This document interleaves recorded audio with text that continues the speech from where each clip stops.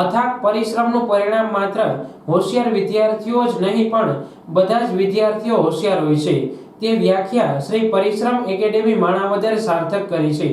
ધોરણ 12 સાયન્સ પ્રવાહમાં વર્ષ 2010માં વર્ષ 2013 અને વર્ષ 2021 અને આ વર્ષ એટલે કે 2024માં ફરી એક વખત માણાવદરની શ્રી પરિશ્રમ એકેડેમીએ 100% પરિણામ આપી ગુજરાત બોર્ડ તથા માણાવદર તાલુકાનું ગૌરવ વધાર્યું છે।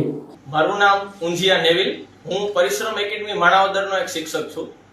આપ સર્વે જાણો છો એ પ્રમાણે વર્ષ 2024માં ધોરણ 12 સામાન્ય પ્રવાહમાં અમારી શાળા એટલે કે શ્રી પરિશ્રમ એકેડમી માણાવદરનું 100% પરિણામ મળ્યું છે, જે માણાવદર તાલુકા અને ગુજરાત બોર્ડનું ગૌરવ વધારે એવી ક્ષણ છે। જો 100% પરિણામ વિશે આપ સર્વેને વાત કરું તો જ્યારથી ધોરણ 12 નો અભ્યાસ સ્ટાર્ટ થયો ત્યારથી જ પરિશ્રમ એકેડમીની શિક્ષક ટીમે બધા જ વિદ્યાર્થીઓ પર એક સરખું કોન્સન્ટ્રેશન કર્યું। આપ સર્વે જાણો છો એમ કે કોઈ પણ ક્લાસમાં બધા જ વિદ્યાર્થીઓ ક્યારેય પણ હોશિયાર હોતા નથી।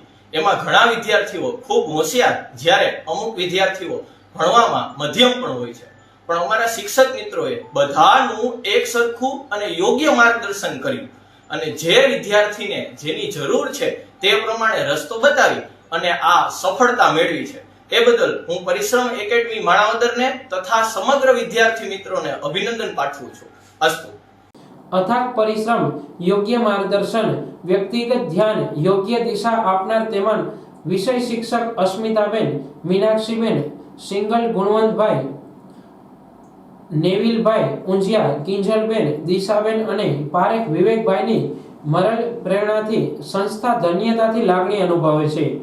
સાથે સાથે સંસ્થાના વડા ગોપાલભાઈ તથા જગદીશભાઈ જોગલ દ્વારા ધોરણ 12ના દરેક વિષય શિક્ષકને રજત ચંદ્રકથી સન્માનિત કર્યા હતા।